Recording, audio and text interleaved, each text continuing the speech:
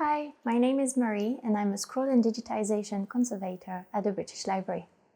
I'm going to share with you some key techniques for cleaning your collection items in preparation for digitization. This will also help to keep the digitization station clean.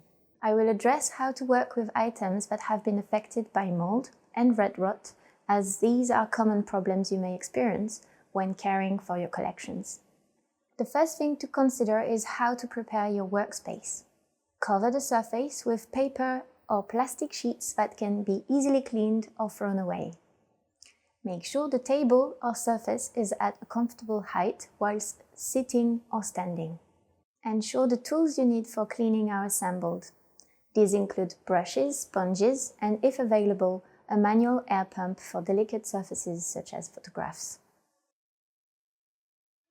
Dust and spores from collection items can be dangerous when inhaled, so wear a mask and apron or overalls. Wear gloves if you have broken skin or allergies, or if the item is very dirty. Make sure to have an ethanol and water solution, a hoover, brushes, and bin bags available for cleaning. Please note that the ethanol and water solution is used only to clean surfaces and tools, never collection items. If you don't have a hoover available, use brushes and sponges in a ventilated space. When cleaning, wear full PPE. Start by cleaning the dirtiest part of the document first. If working on a book, clean the cover and edges before the pages inside. Using a soft brush, sweep the surface from the center to the edges gently. Keep the document steady with one hand to prevent tearing or creasing. Be gentle, as moldy materials tend to be more fragile and brittle. Cover the suction hole of the hoover with gauze by using an elastic band. This stops small fragments from entering the hoover. Use a fine mesh or gauze to protect the item whilst you hoover the surface.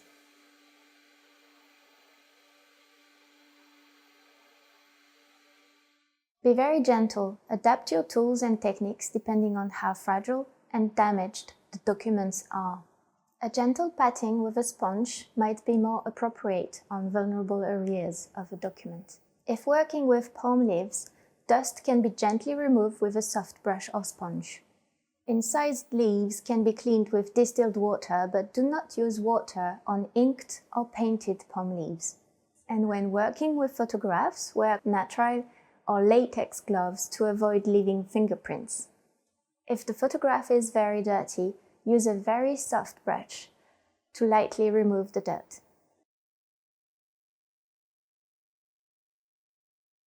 Red rot is the result of the disintegration of leather over time. It stains surfaces and documents easily and will need to be contained as much as possible. Cover the surface where you are working with paper or plastic sheets that can be easily cleaned or thrown away before you begin to clean. When digitizing books affected by mold or red rot, start by photographing the book covers. Then clean the digitization station with water and ethanol solution or with disposable disinfectant wipes. At this point, the book cover should be overlaid with paper wrappers to stop the red rot from spreading to the text block once you begin cleaning and care. This should help to reduce the risk of staining and damage. Mold, fungi, and spores are everywhere. In conditions with high temperatures and humidity, they can grow and spread very quickly. Mold can be dangerous for humans by causing allergic reactions and infections. Spores enter the body through inhalation and through small breaks in the skin. This is why it's very important to clean items thoroughly with the right equipment to protect anyone who comes into contact with it. Once you have identified the presence of mold, the item should be quarantined away from the rest of the collection items until you are ready to clean it. It should not be disturbed or touched. If you have touched the collection item, be sure to thoroughly wash your hands. Moldy items can be sealed in plastic bags and boxes to prevent further spread. To avoid moisture causing the mold to grow, Add silica gel bags and wait a few days or weeks for the mold to dry out. It is best to store collection items in cold temperatures and in dry conditions to reduce the risk of mold growing and spreading. There are two kinds of mold to watch out for. Active mold. This is damp and smears when touched. It grows in furry clumps. This type of mold needs to be dried and cleaned. Inactive mold. This is dry and dusty and brushes off easily when touched. If this mold becomes damp or warm, it can grow and spread. Cleaning will reduce this risk by removing the spores.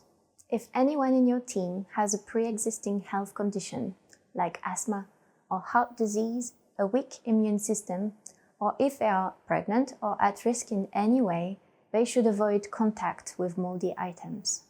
The longer you are exposed to mold, the more likely you may have an adverse reaction to it.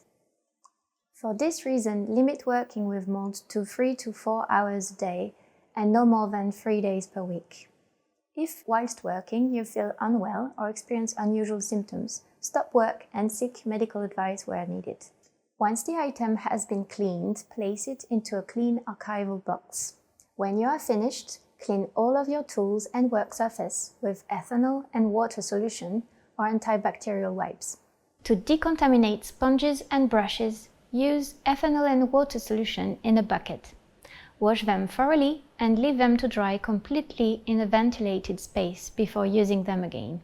To clean the hoover, detach the hose, run the ethanol and water solution through it, and leave it to dry fully. Safely discard your PPE, which should not be reused. This tutorial is part of our online video series covering digitization, digital preservation, and conservation for the Endangered Archives program. Please feel free to explore these resources at eap.bl.uk/training videos.